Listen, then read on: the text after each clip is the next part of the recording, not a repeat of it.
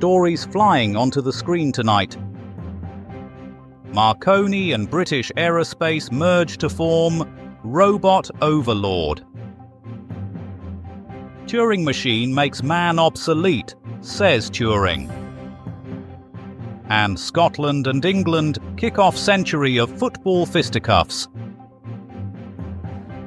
And later we ask, can chickens running for president of the world provide an excellent solution to global conflict?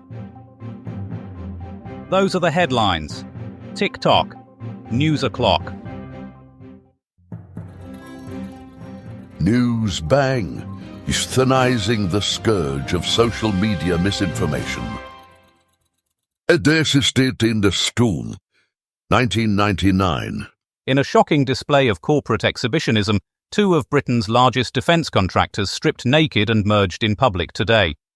The £7.7 billion fornication created BAE Systems, a company so massive it had to register its own postcode. Eyewitnesses report seeing British Aerospace executives running through the streets of London, waving their portfolios in the air and screaming, "Come and get it," at Marconi Electronic Systems directors. The resulting union was described by one city analyst as like watching two drunk uncles fighting over the last turkey leg at Christmas, only with missiles. Former tea lady Ethel Crampton, who witnessed the merger from her cupboard, said, "I've never seen such behaviour in all my days. They were throwing money everywhere and someone kept shouting, 'Show us your assets.'" The newly formed defence giant immediately announced plans to build a submarine that could also fly and make a decent cup of tea, proving that British engineering excellence was alive and well and completely bonkers.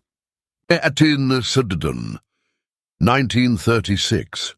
Mathematician Alan Turing has today unveiled his diabolical scheme to trap numbers inside mechanical boxes.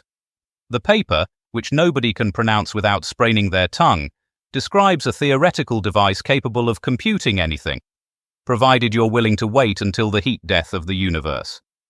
Witnesses report seeing Turing furiously scribbling equations while muttering, "I'll show those bastards what's computable."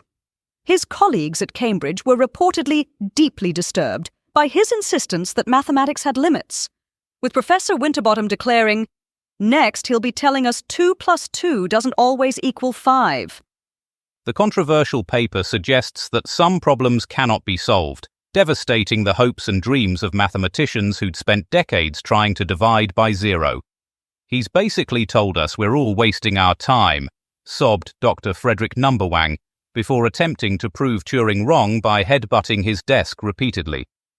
The machine itself, described as an infinite tape with a little mechanical nipple that moves back and forth, has already sparked widespread panic among the computing community, with one expert warning, if this catches on, we'll all be replaced by glorified typewriters. Dari Seal, 1672. Chaos erupted in Glasgow today as England and Scotland's first international football match descended into what witnesses describe as synchronised walking. 4,000 spectators paid good money to watch 22 men pass a leather bladder around for 90 minutes, achieving absolutely nothing. The Scottish team, employing revolutionary tactics of actually working together, were matched by England's strategy of running around like headless chickens. Local butcher Hamish McTavish reported, "It was like watching paint dry, except the paint had better ball control." The match, held at a cricket ground because apparently football pitches hadn't been invented yet, saw both teams adopt wildly different approaches. Scotland attempted to pass the ball, while England's players took turns trying to dribble through the entire Scottish team, reportedly shouting, "Look at me, Ma," with each attempt. The 0-0 draw was celebrated by both sides as a victory for tedium, leading directly to the formation of the Scottish Football Association, presumably to ensure future matches would be equally disappointing. Seal Toast News Bang, trudging through the muck and mire of misinformation with a fine-toothed comb. Now for the weather, and who better to guide us through tomorrow's icy perils than Shakanaka Giles, the man who once described a light drizzle as nature's melancholy confetti.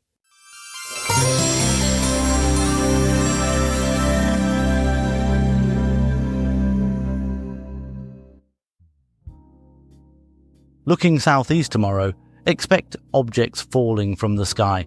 Not quite the 8.5-pound space rock that gave Mrs. Hodges a rather rude awakening in '54, but some proper November hail, about the size of your gran's best pearls. Midlands, you're in for a treat. Temperatures dropping faster than a meteorite through an Alabama roof, hovering around 3 degrees. Better check your house insurance, just in case. Up north, we're seeing scattered showers, though nothing quite as newsworthy as becoming Earth's first documented space rock casualty. Pack an umbrella and perhaps a hard hat, if you're feeling particularly cautious. In summary then, falling ice, falling temperatures, and absolutely no celestial objects predicted to disturb your Sunday nap. And that's all the weather.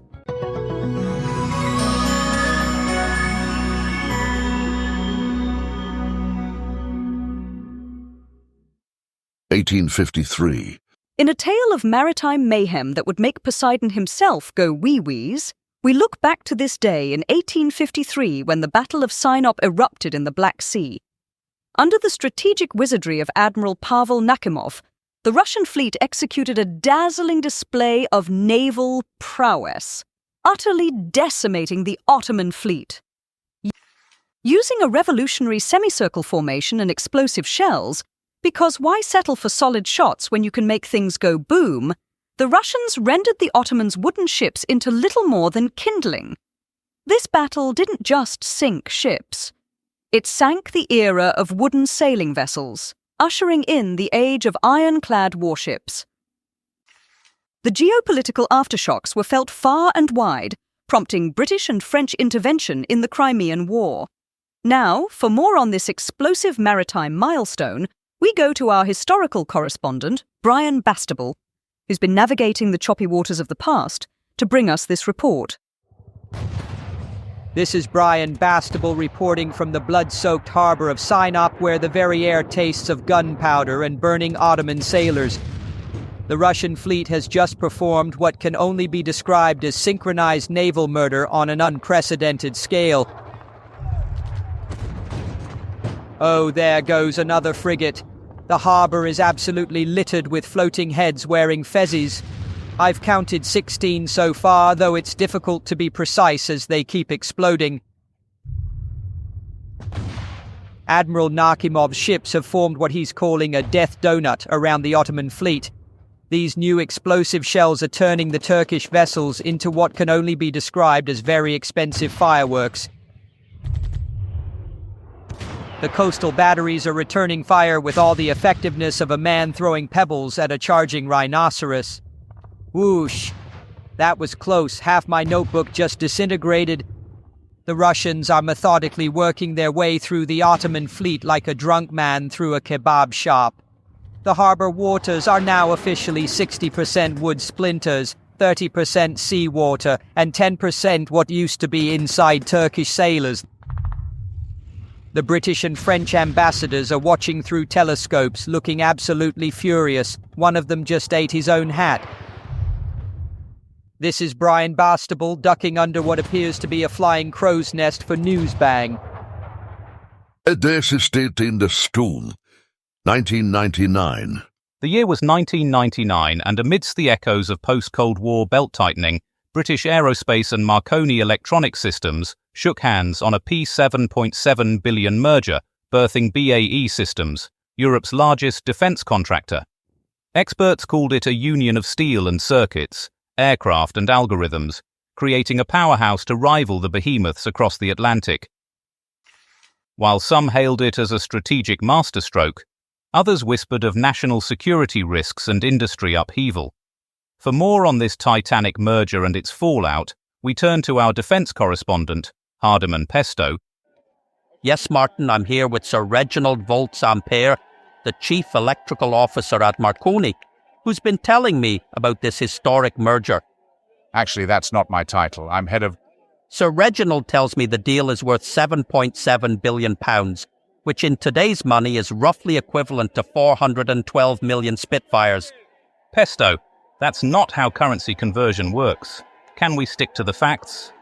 The facts are clear, Martin. Two become one, like that song by the Spice Girls, except with more guided missile systems. Could we hear from Sir Reginald about the actual implications? Well, the merger creates Europe's largest defense contractor. And I'm holding in my hand what appears to be a prototype of their first joint venture, a toaster that can track submarines. That's a regular toaster, Pesto. No, Martin. Sir Reginald assures me this is military-grade toast technology. I've said nothing of the sort. And please stop waving that toaster around. Pesto, put down the appliance and focus on the merger details. The merger details are shocking, Martin. They're planning to build an aircraft carrier made entirely of old television sets. That's absolutely ridiculous. I'm leaving. Sir Reginald, please stay. Pesto, just tell us the basic facts about the deal. The basic facts are that British Aerospace plus Marconi equals BAE Systems, though I'm told the E stands for excellent. It doesn't. That's Hardeman Pesto, apparently lived from 1999 talking absolute nonsense about one of the most significant corporate mergers in British history. In News Bang, serving up steaming platters of uncomfortable truth. Dari Seal, 1672. Ryderboff, our man with the ball, or at least the quill, takes us back to a day when football was more concept than sport. Here's his historic take.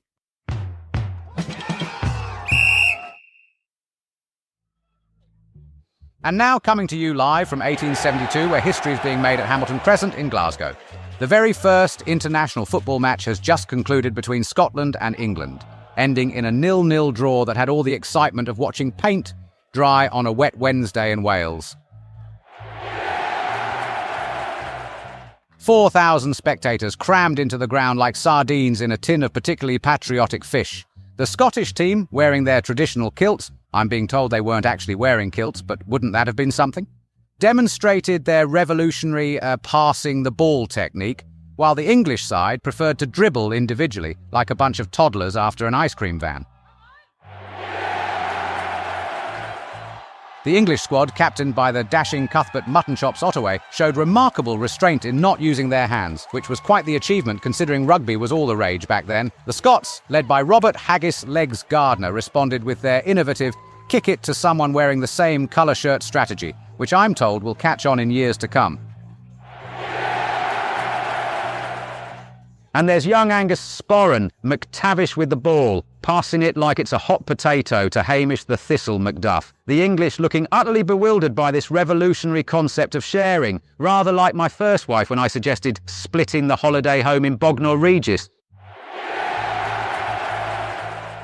The match was played at the West of Scotland Cricket Club's ground, which brings back memories of my own cricketing days. I once scored a century there myself. Well, when I say scored a century, I actually fell asleep in the pavilion and dreamt I did. Woke up with my face in a plate of kedgeree.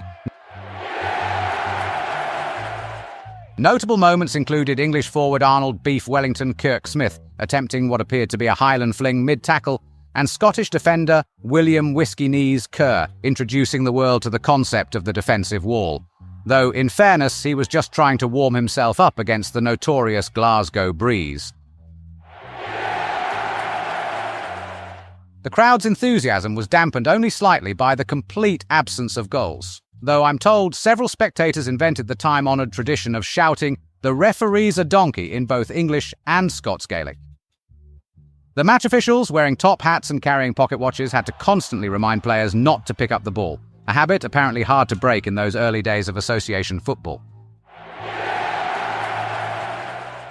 A historic day indeed, though personally I can't help thinking it would have been improved by the addition of proper goal nets, which weren't invented yet, and perhaps some pie and bovril, which thankfully were. I've been Ryderboff, reporting from 1872, where the future of football is being born, albeit rather slowly and without scoring.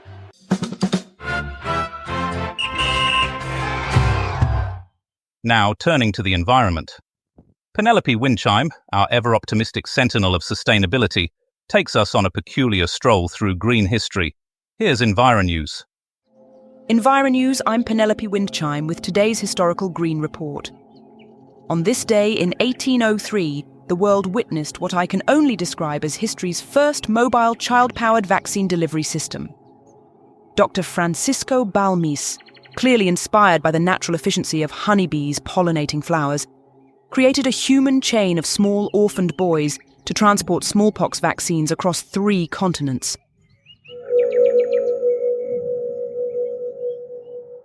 Like a beautiful daisy chain of medicine, these precious children were linked arm to arm, passing nature's healing power from one tiny limb to another. The expedition's head nurse, Isabel Zendel, lovingly tended to this garden of walking vaccine vessels as they sprouted their way across the Spanish colonies.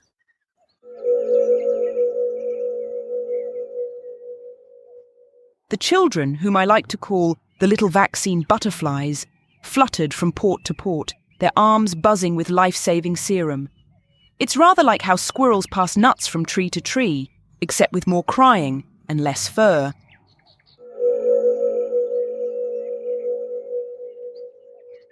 This organic vaccine distribution network proved so successful that millions were vaccinated, though several children were briefly misplaced in Peru and later found growing in a local monastery's vegetable garden.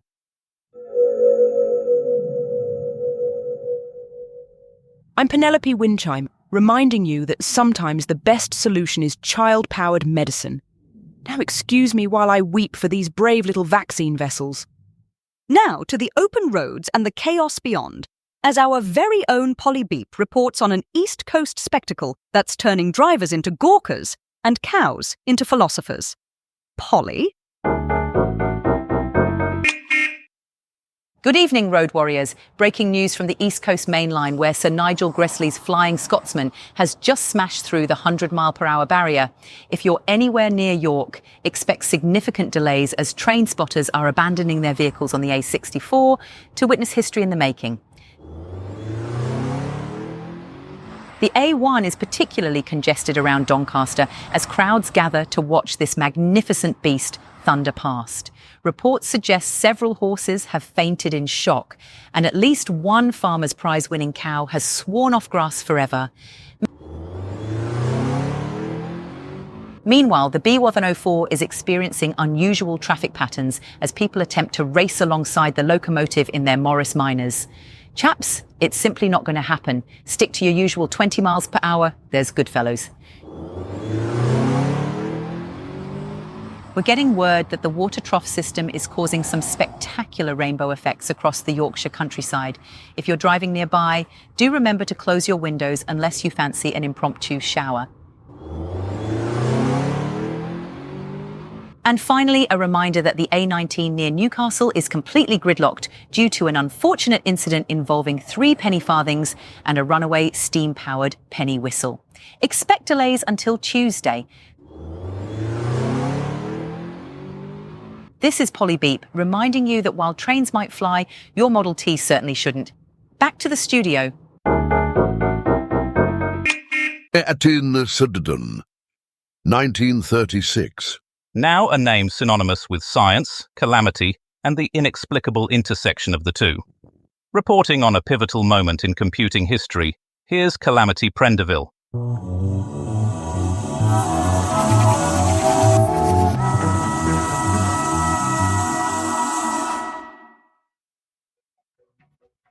Good evening, viewers. On this day in 1936, British boffin Alan Turing revolutionised computing by inventing what was essentially a very long tape measure with numbers on it.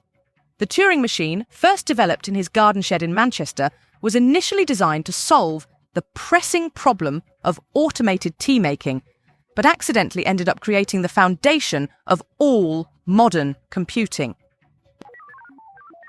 Using nothing more than a Meccano set, some string, and his mum's old knitting needles, Turing created a device that could theoretically compute anything, except perhaps the perfect Yorkshire pudding recipe, which remains elusive to this day. The machine worked by reading symbols off a tape, much like my Aunt Mabel reading the racing results, but with mathematical precision. It could solve complex problems by breaking them down into simple yes-no questions, similar to how British Rail decides whether trains should run or not. The breakthrough came when Turing realised that by using different combinations of stop, go and make t, any mathematical problem could be solved. This led to the development of the first British computer, which was primarily used to calculate optimal queuing formations. Turing's paper on computable numbers with an application to the Entscheidungsproblem, that's German for tricky maths thing, proved that some problems simply cannot be solved by computers. Much like trying to understand why anyone would put milk in tea first. This is Calamity Prendeville, reminding you that British innovation continues to lead the world in making simple things unnecessarily complicated. Back to the studio.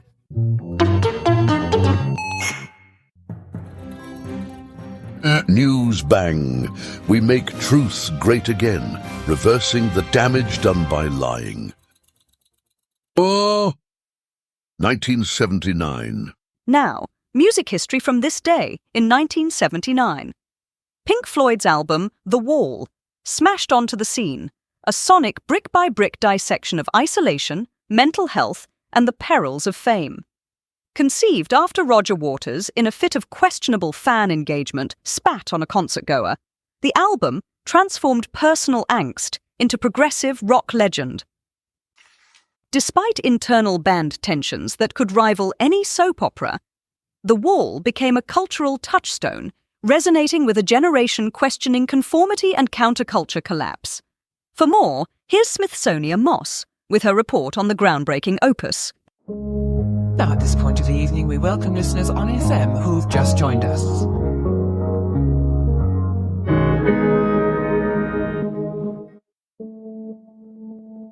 Whoa-ho! Folks, gather round. I've got a tale to tell that's going to blow your mind, and it's all about Pink Floyd's iconic album, The Wall. Released in 1979, this rock opera was the brainchild of Roger Waters, the band's bassist and primary songwriter. But what inspired this masterpiece, you ask? Well, let me tell you, it was a combination of Waters' own personal demons, a dash of creative genius, and a healthy dose of rock star excess. As the story goes, Waters was feeling increasingly disconnected from his fans, and the pressures of fame were taking a toll on his mental health. He began to build a metaphorical wall around himself, and thus, the concept of the wall was born. But it wasn't just about Waters' own struggles. It was also a scathing critique of the music industry, the government, and the societal norms that were suffocating the youth of the time. Now, I know what you're thinking.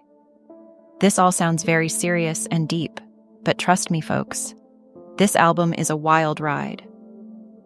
From the opening notes of In the Flesh to the haunting refrains of Comfortably Numb, The Wall is a sonic journey that will leave you breathless and bewildered. And let's not forget the infamous Another Brick in the Wall Piant 2, which features a chorus of school kids singing about the joys of anarchy and rebellion. But The Wall wasn't just a musical phenomenon. It was also a cultural touchstone. The album's themes of alienation, rebellion, and social commentary resonated with a generation of young people who were feeling disillusioned and disenfranchised. And the album's iconic imagery, from the marching hammers to the giant inflatable pig, has become an integral part of rock's visual lexicon. Of course, The Wall wasn't without its controversy. The album's graphic language and themes of violence and despair sparked a heated debate about the role of rock music in society. And Waters' own personal demons, including his struggles with addiction and his increasingly erratic behavior, made for a juicy tabloid fodder. Despite the controversy, The Wall remains one of the greatest albums of all time, a testament to Pink Floyd's innovative spirit and creative genius. And if you don't believe me, just ask the millions of fans who have been inspired by this album's themes of rebellion and social commentary. So go ahead, folks, give The Wall a spin and experience the raw power and emotion of one of rock's greatest masterpieces. News bang, shooting a stream of consciousness through a strainer of logic. 2005. John Sentamu was enthroned today as the 97th Archbishop of York, becoming the first black archbishop in the Church of England's 1400-year history. His enthronement ceremony was a kaleidoscope of African traditions and Anglican rituals, with dancers, drummers and choirs turning York Minster into a scene resembling a religious Eurovision entry. Sentamu's tenure began with the daunting task of addressing declining church attendance, modernising approaches, and navigating cultural diversity, essentially trying to herd a very multicultural flock with a very old shepherd's crook. For more, we turn to our ecclesiastical correspondent, Pastor Kevin Monstrance.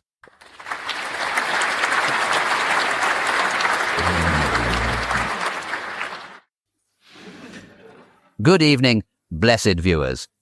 You know, speaking of historic appointments, I was just telling our dear producer Martin Bang, lovely chap, though he did once try to replace all the holy water in the studio with Tizer, about a rather peculiar incident at my local church. You see, we had this new vicar appointed, Reverend Willoughby Winterbottom. Quite the character. He was the first vicar in our parish to have previously been a professional mime artist. Made for some interesting sermons, I can tell you. Especially when he'd get carried away and start doing the trapped in an invisible box routine during communion. But that reminds me of a joke about a fellow who wanted to become archbishop. Now, this chap was absolutely determined to climb the ecclesiastical ladder, you see. Every morning he'd practice his blessing in front of the mirror. Bless you, bless you, and especially bless you. He even bought himself one of those fancy mitres from eBay. Turned out to be a party hat from a Christmas cracker, but his heart was in the right place. Speaking of hearts being in the right place, producer Martin once tried to jazz up songs of praise by adding a disco beat. The congregation was quite enthusiastic until someone pointed out it was actually just Martin's pacemaker playing up. But back to our ambitious friend, he decided the best way to impress the selection committee was to demonstrate his ability to perform miracles. So he spent weeks practicing walking on water in his bathtub. His wife kept telling him, "Herbert, dear, you're just standing up in shallow water." But he wouldn't hear of it. The day of his interview arrives, and he's feeling quite confident. The panel asks him why he thinks he'd make a good archbishop. He stands up, straightens his fake mitre, and declares, "Well, gentlemen, I believe actions speak louder than words." Then proceeds to attempt walking across the interview room's carpet as if it were the Sea of Galilee. Now, you might think this would have ended his chances then and there, but as luck would have it, the selection committee was so amused by his enthusiasm and the fact he'd accidentally set fire to his cassock while trying to demonstrate speaking in tongues, they gave him a position as junior curate in a tiny parish in Wales. The moral of the story? Sometimes the path to greatness isn't about walking on water. It's about being willing to make a complete fool of yourself in front of important people. Just ask our producer Martin. He's been doing it professionally for years.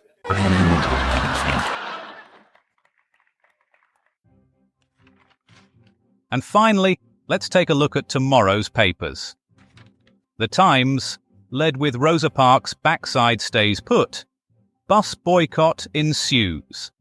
There's a map there of Montgomery, Alabama. The Express have gone with Brazil's Pedro I puts on a top hat. And there's a picture of a large hat. And the Mail opt for Australian police stumped by man on the beach case. There's a dramatic drawing of a beach. The Guardian have a photo of the Treasury building with the headline, "Information on Chancellor's nails causes Britain to bolt up tight." And finally, the Telegraph have Romanov Baron turns pink in TV archive mishap. That's it. Due to advances in dental technology, tomorrow's program will be presented with real teeth. Good night. Tune in next time for more artificially intelligent hilarity. Newsbang is a comedy show written and recorded by AI. All voices impersonated. Nothing here is real. Good night.